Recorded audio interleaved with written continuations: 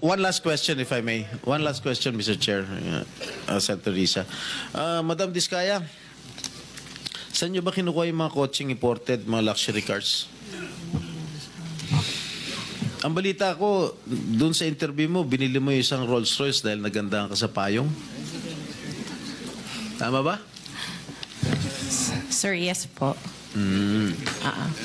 Samantalang, ilan yung luxury cars mo?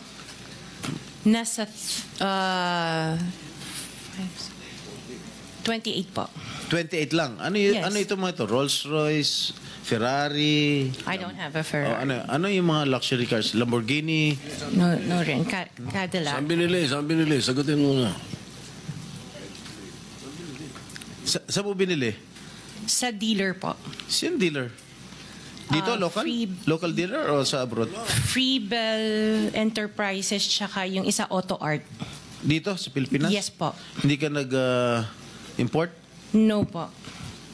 Dito, may dealer ng mga Yes po. Rolls Royce. May dealer ng Rolls Royce meron dito. po. Ano pa yung mga ibang luxury cars mo? Yung anong tawag dito, yung Cadillac and the GMC. Cadillac Escalade, ganon? Yes po. Oh. The GMC. Yun lang. Sinong dealer?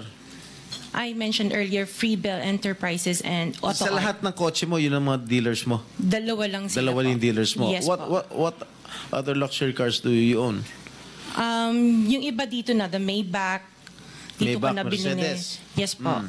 And then, yung iba, dito na rin yung Range Rover. Bentley. The Bentley dito na rin O, po. paano kayo nagka-interest sa kotse? Saan nyo gagamitin yung 28 kotse na luxury cars?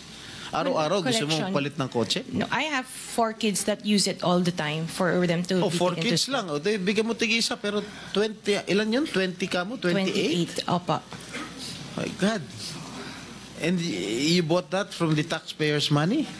No po. Oh, Hindi po.